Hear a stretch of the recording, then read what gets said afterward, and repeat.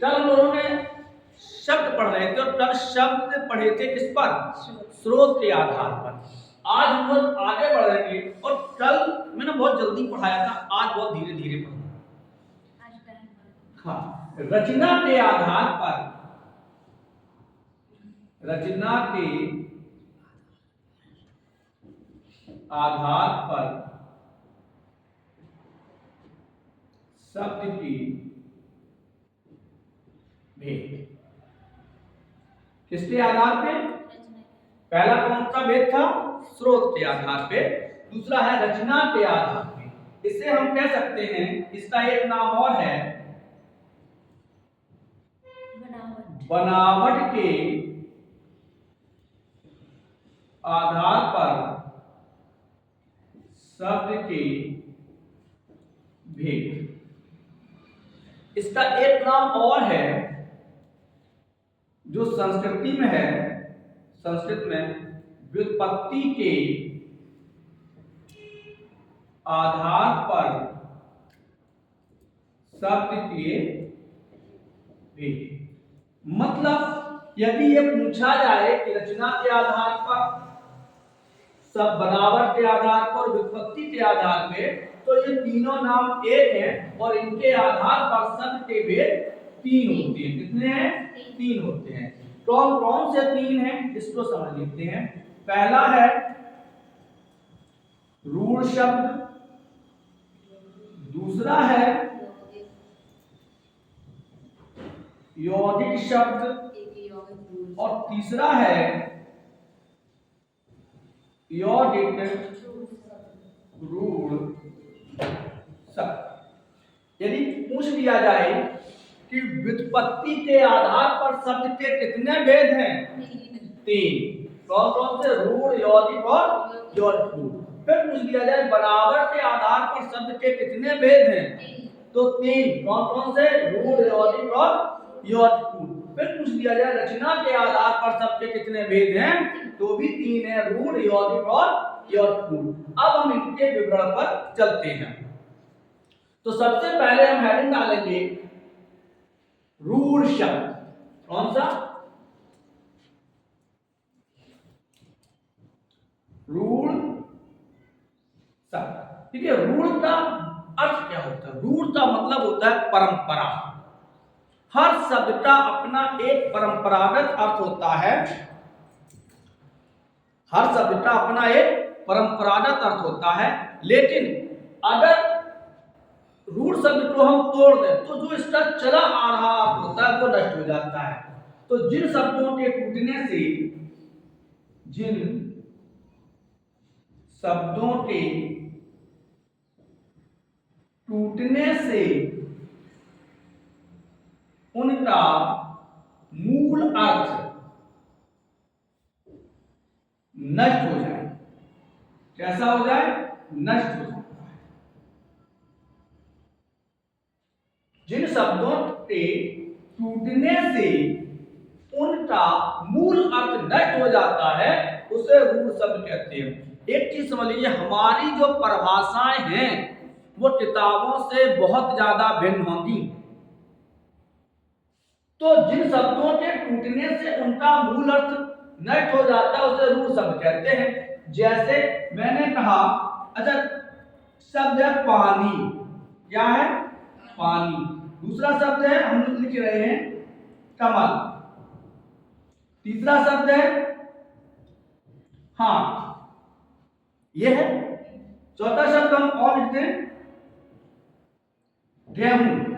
अच्छा देखो, जैसे ही मैंने पानी कहा, आपके दिमाग में तमाम प्रकार के बहता हुआ नदी का पानी, गिलास में रखा हुआ पानी, घड़े का पानी, बोतल का पानी, यानी पेय पदार्थ का ज्ञान हो जाता है। अब आप किसी दुकानदार से जाओ और कहो भैया पानी। थोड़ी देर में, थोड़े तो पानी शब्द कहने में थोड़ा सा गैप कर दीजिए। हमने भैया खड़े रहो, पैसा काढ़ो, भैया नी दे दो, तो मिलेगा पा धातु हो गई, नी धातु हो गई। लेकिन जो जल का, पानी का मूल अर्थ था वो शब्दों के टूटने पर खत्म हो गया। जैसे शब्द है कमल। टम धन ला या टाधन मल।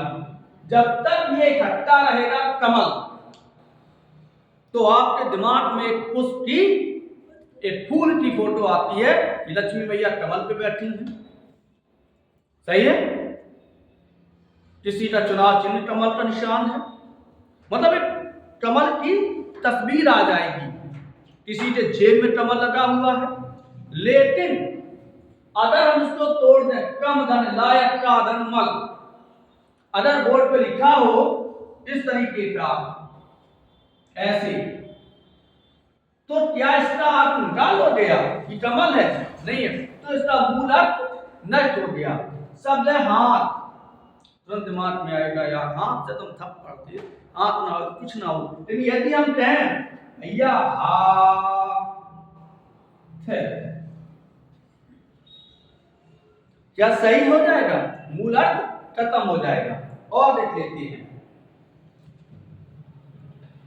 वो सबसे सरल उदाहरण देते हैं। आप यहां से जाओ और मम्मी से हम लोग रोटी कहते हैं, क्या कहते हैं? रोटी। बहुत तेज भूख लगी हो और घर जाइए और कहो अम्मा रो। अब जाओ झोला रखो अपनो, हाथ पैर धोते आओ और तब कहो पी। तो पहले तो अम्मा भड़बड़ाए नहीं, बिटिया चाय माने, और फिर जाके टी माने चाय। तो जो रोटी शब्द का मूल अर्थ था खाने का पदार्थ, खाने का, वो हमके शब्दों के टूटने पे खत्म हो जाता है, तो उसे हम रूढ़ शब्द कहते हैं। गेहूं, गेहूं आप कह दो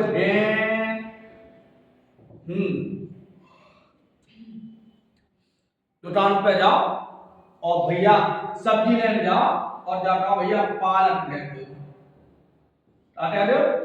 तो वो तोल दिए और बात कहा ओ भैया अब शांत रहो, पैसा काढ़ो जेब में से, भैया लग गए, सब टूट जाएगा।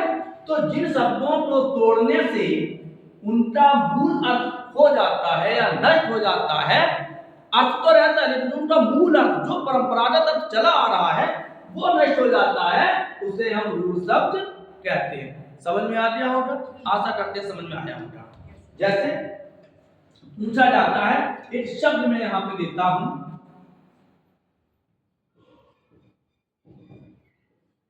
विद्यालय, जलद, पीतांबर,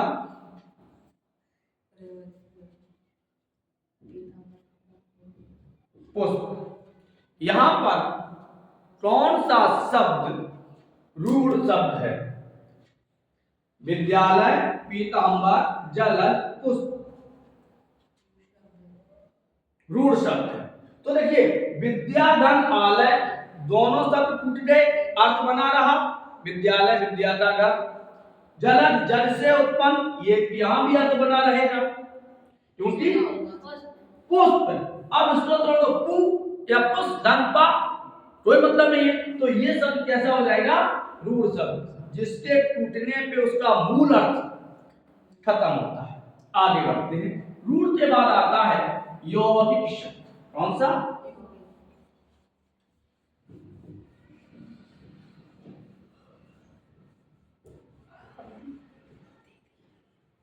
यौगिक शब्द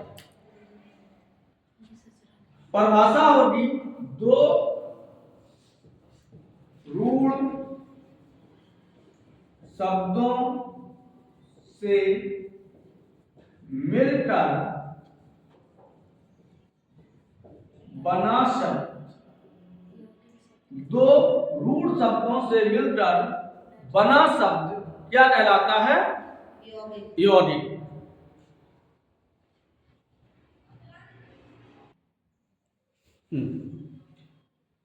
शब्द दो रूढ़ शब्दों से मिलकर बने शब्द यौगिक कहलाती है।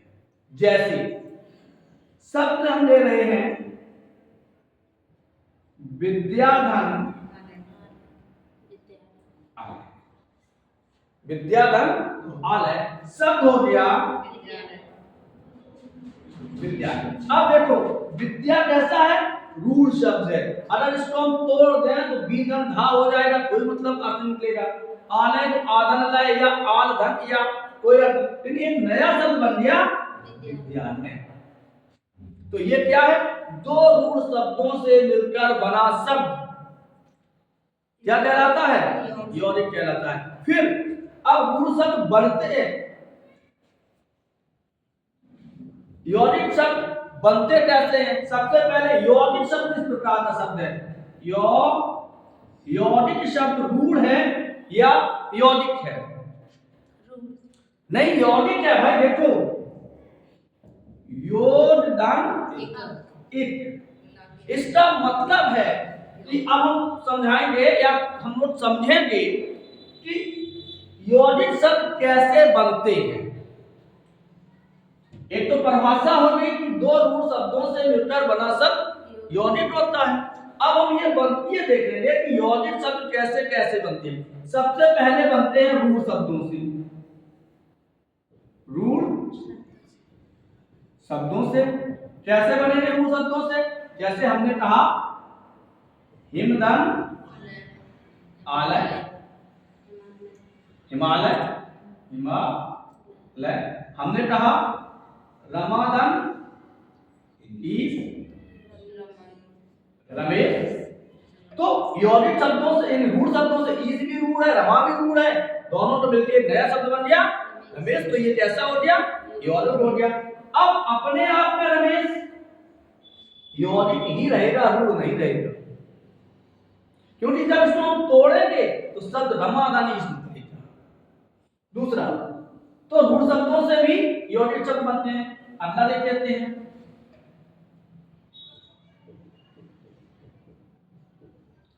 उपसर्ग से निर्मित, यानी उपसर्गों के द्वारा भी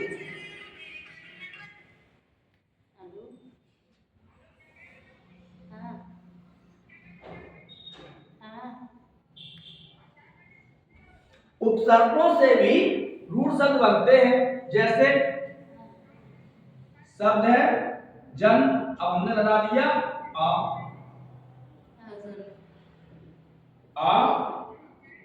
जन। शब्द है कूल, हमने लगा दिया प्रति, प्रतिकूल, प्रतिमाह, प्रतिवर्ष। तो ये क्या है, उपसर्ग, यानी उपसर्गों से भी रूढ़ शब्द यौगिक शब्द बनते हैं। जैसे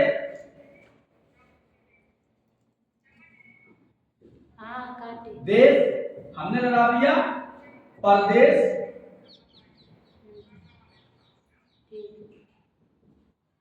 प्रतिकूल, परदेश प्रतिकूल, अजन आवरण, आजन, ये किससे बनते हैं, उपसर्गों से निर्मित हमारे यौगिक शब्द। इसके बाद तो एक तो रूढ़ शब्दों से हो गए, दूसरा उपसर्गों से हो गए, तीसरा यौगिक शब्द किससे बनेगा, प्रत्यय से।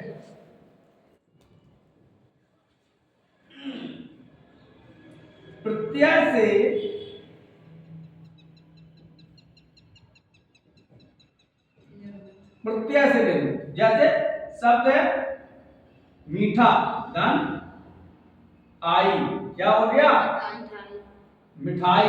कौन सा हो गया, प्रत्यय से निर्मित। तो मिठाई शब्द कैसा है, यौगिक है।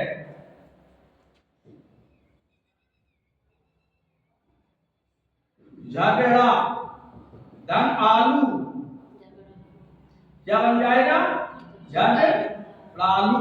कैसा हो गया, प्रत्यय से निर्मित यौगिक शब्द, प्रत्यय से निर्मित यौगिक शब्द। आगे और देख लेते हैं,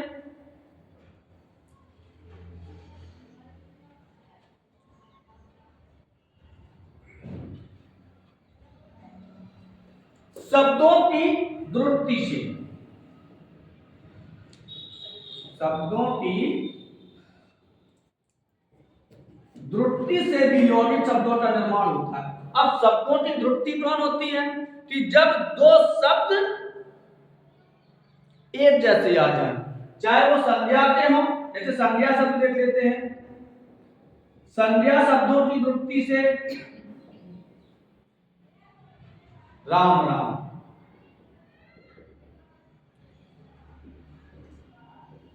ऐसा शब्द लिखा है तो कौन सा होगा? यौगिक। गली गली, नाचे नाचे गली गली, क्या हो गया? ये भी यौगिक हो गया। घर घर, घर घर घर घर की कहानी।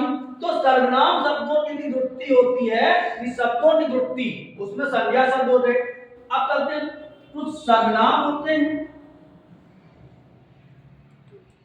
सर्वनाम शब्दों की वृत्ति, जैसे अपना अपना,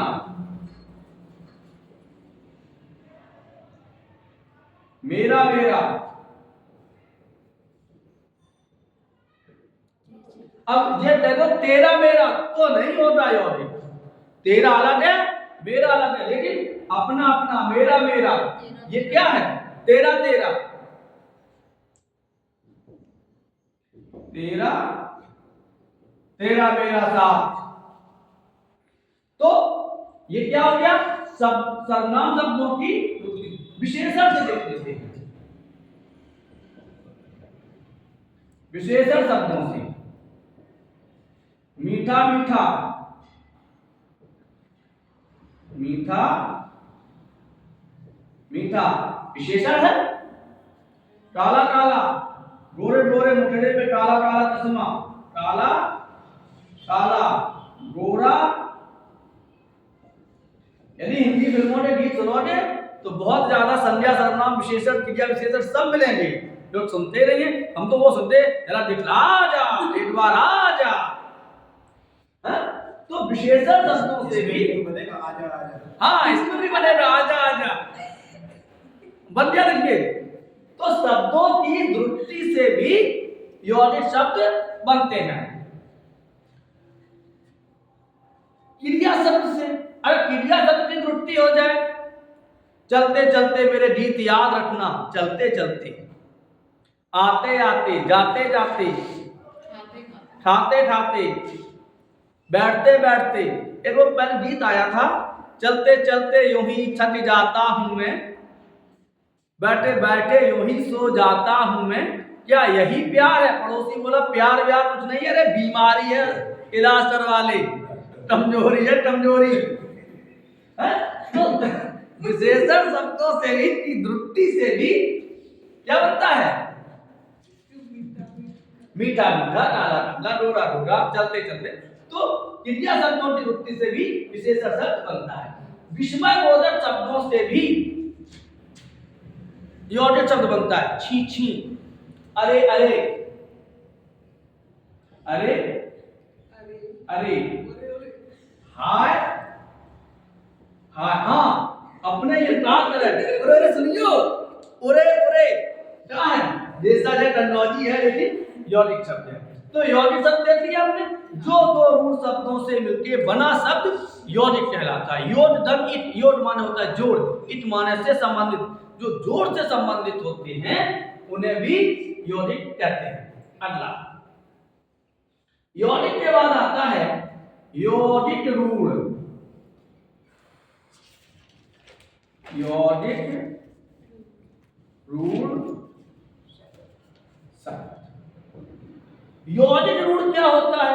अब यौगिक तो हो, लेकिन एक विशेष अर्थ में। किसमें हो? या रूढ़ का मतलब होता है विशेष अर्थ। वे शब्द जो यौगिक होते हुए किसी व्यक्ति विशेष नहीं, किसी विशेष अर्थ में, विशेष अर्थ में प्रयोग होते हैं। यानी कि वे शब्द जो यौगिक होते हुए किसी विशेष अर्थ में प्रयोग हो, यानी किसी व्यक्ति विशेष के लिए, जैसे किसी व्यक्ति विशेष के लिए,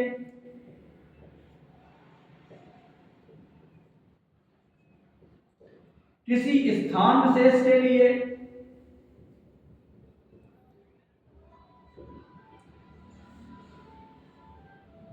किसी स्थान विशेष के लिए, किसी पदार्थ विशेष के लिए आदि। तो ऐसे शब्द जो किसी व्यक्ति, स्थान आदि, पदार्थ आदि के विशेष अर्थ के लिए प्रयोग होते हैं, और होते क्या वे कैसे शब्द हो, यौगिक हो, यौगिक होते हुए भी किसी विशेष अर्थ में प्रयोग हो, चाहे किसी व्यक्ति के लिए प्रयोग हो, चाहे किसी स्थान के लिए प्रयोग हो, या किसी पदार्थ के लिए प्रयोग हो, उसे हम यौगिक रूढ़ शब्द कहते हैं। चलो इसके उदाहरण देखें, समझ में आ रहा है? चलो, जैसे हमने कहा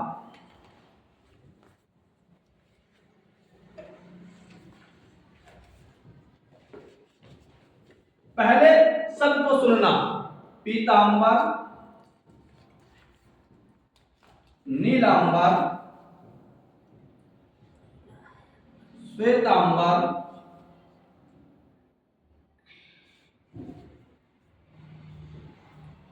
बारंबार, और इनमें हमें निकालना है वो शब्द जो यौगिक रूढ़ नहीं है। निम्न में यौगिक रूढ़ शब्द नहीं है, क्योंकि प्रभाव हम पहले बता सकते थे, लेकिन पहले हमने क्या बताया कि शब्द यौगिक, चारों शब्द यौगिक हैं।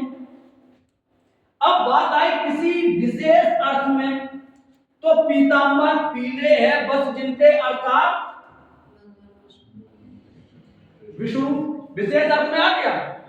श्वेतांबर श्वेत बस है जिनके, अर्थात सरस्वती आ गया। बारंबार बाण के बस हैं जिनके, अर्थात शिव। नीलांबर अर्थात अधुनो तो नीलांबर तो नीले वस्त्र पहनत, तो ये देखो ये नहीं है, ये किसी व्यक्ति विशेष के लिए नहीं है। तो ऐसे शब्द जो किसी व्यक्ति विशेष के लिए, किसी पदार्थ विशेष के लिए प्रयोग होते हो, वो यौगिक तो हैं, लेकिन किसी विशेष अर्थ में प्रयोग होते हैं, तो उन्हें हम यौगिक रूढ़ कहते हैं। अब उदाहरण देखते हैं,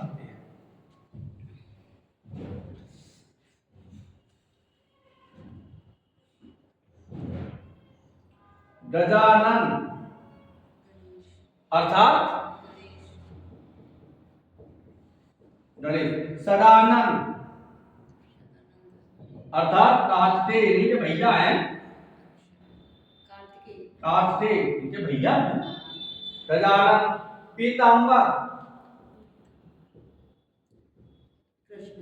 अर्थात कृष्ण। बीड़ा पाड़ी, बीड़ा पाड़ी अर्थात सरस्वती। यानी कि ऐसे शब्द, अब जो शब्द किसी न किसी अर्थ में प्रयोग है, एक नोट करके लिख लीजिए, सबसे सरल नोट लिखिए, नोट विशेष। बहुब्री समास के सभी उदाहरण